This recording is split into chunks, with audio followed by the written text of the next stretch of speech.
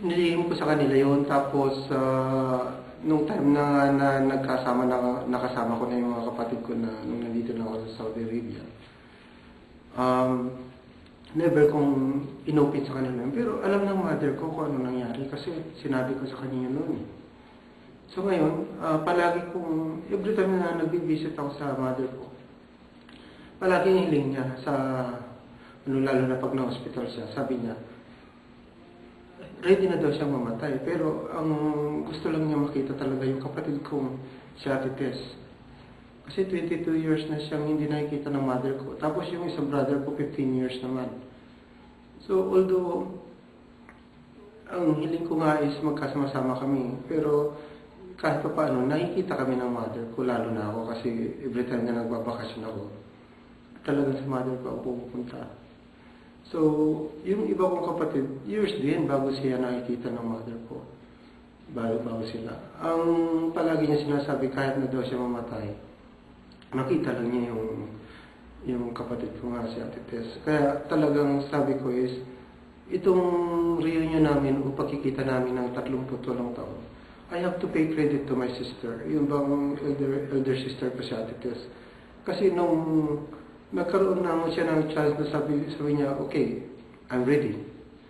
So doon talaga, lahat kami talaga walang isinayang na oras na asikasuhin ng aming bakasyon at saka yung aming time para sa family namin para lang sa katuparan. Kasi bago naman nangyari itong reunion na ito, 3 times kong inattempt din na kahit pa paano makita man lang ng mother ko yung ibang mga kapatid. Ang katunayan nga niyan dinala ko siya rito sa Saudi Arabia noon.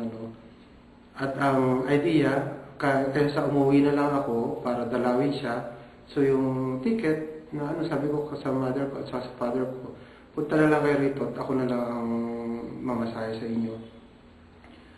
So, nung time na pumunta sila, nagkaroon sila ng chance na dalawin kami rito, tapos yung brothers ko sa Dubai, tapos yung isa kong brother sa Brunei, si Kuya Vic dati, nandun.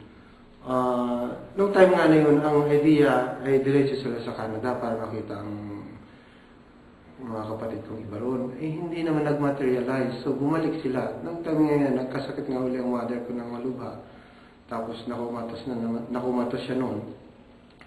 Tapos the second time, dinala ko uli siya rito kasi para uli i-try uli yung kukuha ng visa rito sa Saudi Arabia for Canadian visa. Nagkataon na medyo hindi rin nag-materialize noon. So yun ang third time nung 2005, doon nabuo yung idea ko kung bakit sumulat ako sa Nagmamahal Ka Pamilya. Kasi nung time na ang sister ko ay mag-tutor sila sa Israel with her daughters, sabi ko sa kanya, kung pwede, mag-stop over ka na lang sa UAE. At least yung 2 brothers ko nandun, then ako naman pupunta doon.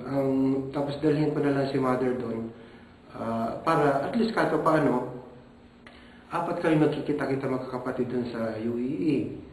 Tapos ang idea nga is, pagbalik ng Ate Minda ko sa Canada, kasama na niya yung mother ko para makakita niya yung ibang mga kapatid sa Canada. Unfortunately, nagkaroon ng emergency yung family ni Ate Minda. So, she has to go home as emergency. So, naiwan yung mother ko sa Dubai. So, sa UAE, nag-decide kami na pauwiin na uli siya. Doon ko talaga nakita na yung third attempts niya, gusto niya talaga makita yung mga anak niya. Kahit ayaw ng doktor. Kasi hindi na siya fit for travel Kasi nga dahil nga sa sakit niya, talagang nagbigay lang ng certification ng doktor. Pero would you believe she traveled alone na naka-wheelchair para lang mapuntahan niya yung mga anak niya.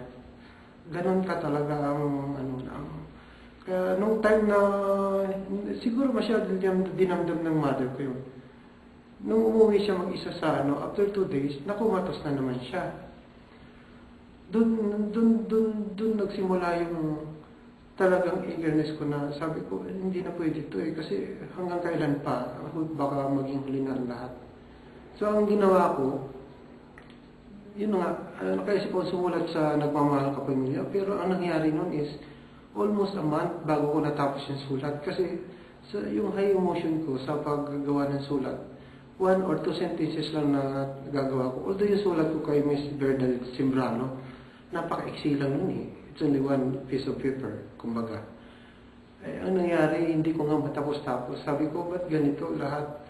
Yung pamilya album ko, binuo ko yung 18 taon. Tapos, 38 years na kami hindi nakikita. Tapos maraming athlete, sabi ko, talagang mahirap. Mahirap talagang sabihin na bumuo ng pamilya, lalo na ganun nangyari sa amin.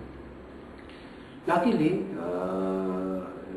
naano agad ako ng ABS-CBN ng TFC na tinawagan ako, tapos yun na nga.